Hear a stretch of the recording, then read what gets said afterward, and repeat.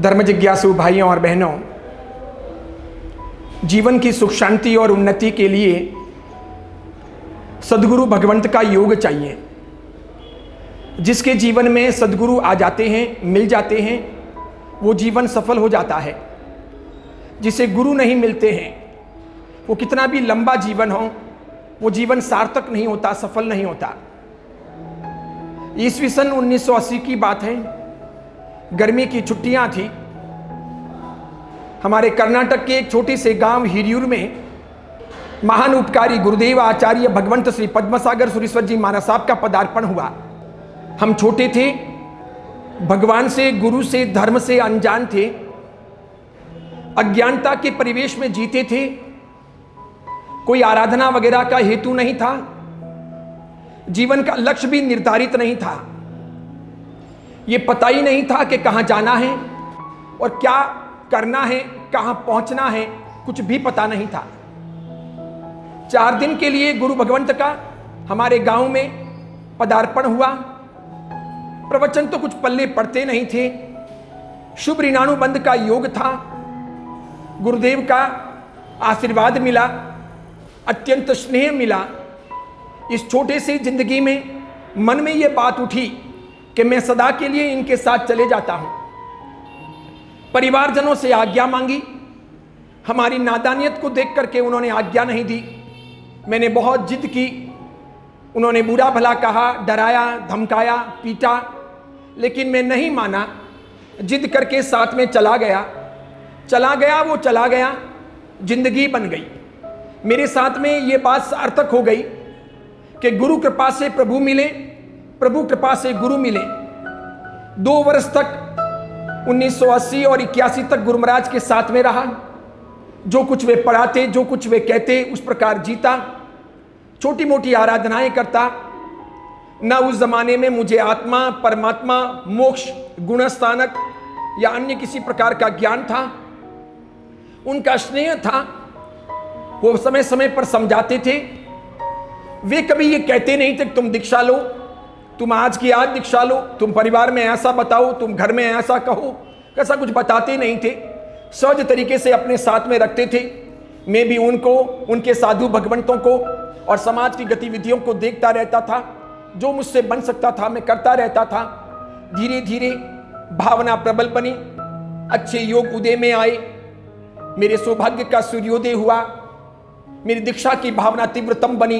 परिवार वालों ने अनुमति दी और इस प्रकार अत्यंत हर्ष उल्लास के साथ 1982 में चेन्नई में मेरी दीक्षा संपन्न हुई। आज 43वां दीक्षा दिवस है। मैं मन में यह गहराई से महसूस करता हूं कि जिस किसी भी जिंदगी में गुरु भगवंत मिल जाते हैं, वो जीवन सजता है, संवरता है, वो पाप मुक्त बन सकता है। उस जीवन का बहुत सुंदर मार्गदर्शन गुरु भगवंत कर लेते हैं। इसलिए जीवन की उन्नति का पहला सूत्र कि जीवन में गुरु चाहिए। गुरु जब आते हैं तो वे गुरु भगवान का परिचय करवाते हैं।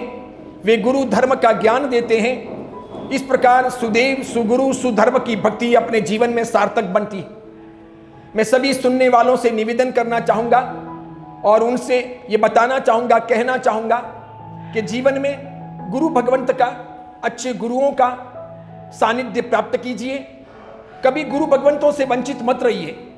चाहे वो पंच महाव्रतधारी साधु हों, चाहे वो पंच महाव्रतधारी साध्वी जी हों, क्षण भर के लिए भी उनका किया हुआ परिचय बेकार नहीं जाएगा। गुरु भगवंतों का परिचय और उनका सानिध्य, उनके उपदेश और उनका मार्गदर्शन हमें बुराइयों से बचाएगा, हमें अच्छे मार्ग पर ले जाएगा। हमारा आत्मविश्वास वो सानिध्य बलवान बनाएगा। हम कहां कहां गलत है ये बताने का काम गुरु भगवंत भली भांति कर लेते हैं। जिनके जीवन में गुरु नहीं होते हैं, उनको गलतियों की प्रतीति नहीं होती।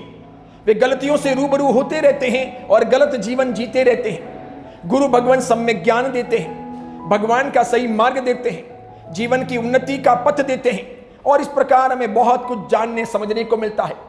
मैं इस बात को लेकर के अत्यंत संतुष्ट हूं और प्रसन्न हूं कि देवगुरु धर्म की कृपा से परम श्रद्धेय आचार्य भगवंत श्री बुद्धिसागर सुरेश्वर जी महाराज साहब के समुदाय में मेरे परम उपकारी गुरुदेव दीक्षादाता आचार्य भगवंत श्री पद्मसागर सुरेश्वर जी महाराज साहब के सानिध्य में और मार्गदर्शन में मुझे 42 साल तक जिन शासन का संयम जीवन जीने का मौका मिला, उन्होंने मुझे समझाया, सिखाया, पढ़ाया, लिखाया। कई जगह उन्होंने मेरा रक्षण किया, मुझे मार्गदर्शन दिया। कई जगह जहां मेरी गलतियां हुई उन्होंने मुझे बचाया। और इस प्रकार मेरे गुरु भगवंत ने और इस धर्म के मार्ग ने, परमात्मा की कृपा ने मेरे लिए माता, पिता, गुरु, सखा, मित्र सबकी भूमिका पूरी की। बस जीवन के अंदर धर्म के मार्ग पर आगे बढ़िए, यही मंगल कामना और अभिलाषा है। यही निर्देश देना चाहता हूं। गुरु भगवंतों का सानिध्य प्राप्त कीजिए, अरिहंत परमात्मा पर पूर्ण विश्वास रखिए। अरिहंत परमात्मा की भक्ति, गुरु भगवंतों का सानिध्य और धर्म का ये मार्ग निश्चित तौर पर हमें दुख मुक्त करेगा, दोष मुक्त करेगा, जीवन में परम अभ्युदय होगा, सब प्रकार की समस्याओं का समाधान होगा। ऐसा आत्मविश्वास बलवान बनाइए। बस इस अवसर पर यही कामना करता हूं, मैं आगे और देवगुरु धर्म की सुंदर भक्ति करता रहूं, नीति नियमानुसार जीता रहूं, सुंदर तरीके से अपने सदाचार का परिपालन करूं। मेरी अपनी कोई भी कमियां, बुराइयां हों उसे मैं बुहारूं। मेरी आत्मा को पावन करते हुए समाज को सही मार्गदर्शन दूं और हर हालत में धर्म को, समाज को, नीतियों को, नैतिकता को, जिन शासन के भगवान महावीर के सिद्धांतों को सुरक्षित करने का प्रयत्न करूं। आप सभी मुझे शुभकामनाएं देना और मेरी ओर से आप सभी को बहुत बहुत आशीर्वाद। आप सबकी जिंदगी भी फलें फूलें, आगे बढ़े, आप सबका भी आशातीत विकास हो, आप सभी भी देवगुरु धर्म के मार्ग पर अपने जीवन का कल्याण करें। यही श्रेय का पथ है। आज के दिन यही मंगल कामना, यही आशीर्वाद। ओम शांति।